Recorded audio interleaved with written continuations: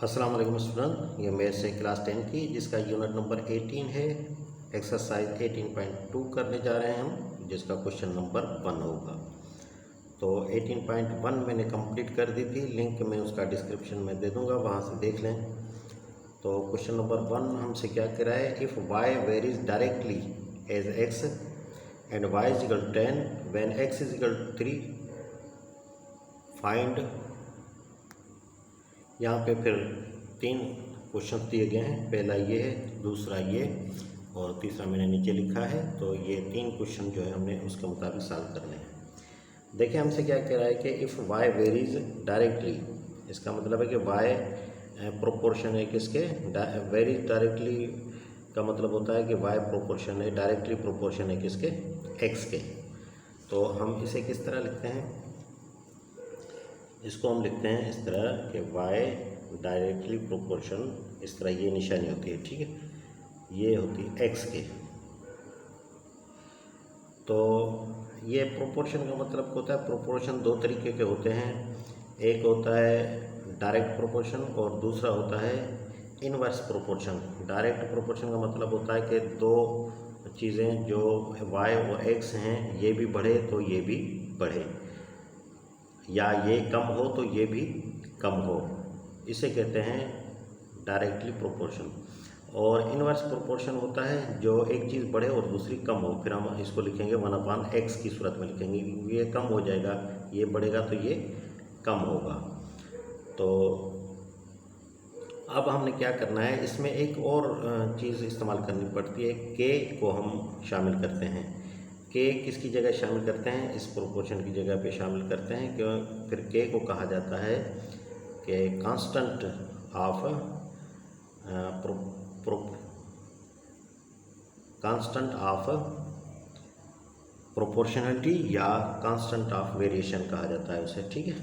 तो यहाँ पे देखें, इसको हम हटाएंगे तो ये क्या हो जाएगा हमारा y, अब इक्वेशन की साइन दे देंगे, यानी इज इक्वल टू, अब ये हो जाएगा के एक्स, ठीक है। इसको आप नाम दे दें, इक्वेशन 1 का नाम दे दें। ये तीनों क्वेश्चन पे इसी इक्वेशन को हम चलाते रहेंगे, ठीक है। लेकिन अब हम वैल्यू निकाल देते हैं, के की वैल्यू निकाल देते हैं ताकि सारे क्वेश्चंस करने में हमें आसानी हो। तो ये इक्वेशन 1 हो गई। तो यहाँ ये जो वैल्यू दी गई हैं, y is equal 10, x is equal to 3, तो इसको हम निकालते हैं, अब k की वैल्यू के हिसाब से निकालते हैं, ठीक है।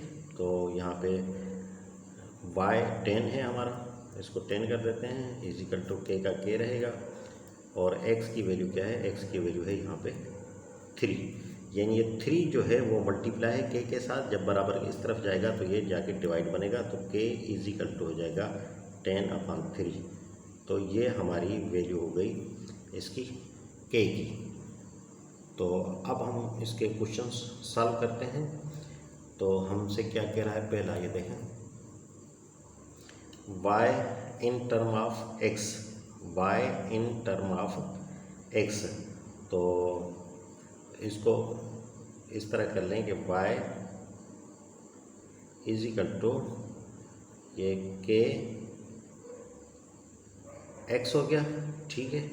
अब k की हम जो है ना वैल्यू पुट करेंगे इसमें, तो y is equal to k की वैल्यू 10/3 और ये x हो जाएगा। सिंपली बस इसको इधर ही रख देंगे, आगे हम इसको नहीं करेंगे। ये पहले का हो जाएगा y in term of x की, ये होगी y is equal to 10/3x।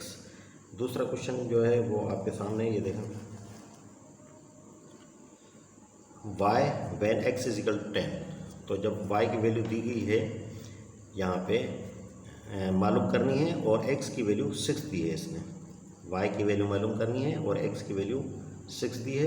तो ये मैंने इक्वेशन आपको समझाई दी कि ये इक्वेशन जो है वो हर क्वेश्चन में हम इस्तेमाल करेंगे इसको 1 को। तो इसी को लिख लेते हैं कि y is equal to k x. तो y is equal to k की वैल्यू हमारे पास मौजूद है 10/3 निकाली थी हमने, 10/3, और यहाँ पे निशानी है तो मल्टीप्लाई की निशानी है, मल्टीप्लाई की निशानी करते हैं, एक्स की वैल्यू यहाँ पे ये 6 है। तो 3 की टेबल यहाँ पे 2 टाइम जा रही है, तो y इजिकल टू हमारा हो जाएगा 10 को 2 से मल्टीप्लाई करें तो ये हो जाएगा 20। तो ये भी हमारा आंसर हो जाएगा। ठीक है, अब यहाँ पे देखें 3 नंबर पे x when y is equal to 15। अब x की वैल्यू मालूम करनी है और y 15 दिया है। इक्वेशन वही इस्तेमाल होगी जो हमने यहाँ पे ये यूज़ की है, यानी y इजिकल टू kx।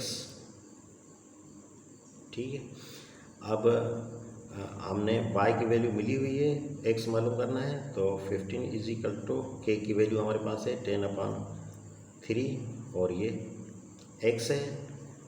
तो यहाँ पे देखें ये 3 डिवाइड है जाके मल्टीप्लाई होगा और 10 जो है वो मल्टीप्लाई जाके डिवाइड होगा। तो ये किस तरह होगा, x इजिकल टू ये 15 और 3 डिवाइड है जाके मल्टीप्लाई होगा और 10 मल्टीप्लाई जाके ये 10 डिवाइड था जाके हमने मल्टीप्लाई किया और 10 मल्टीप्लाई जाके हमने डिवाइड किया।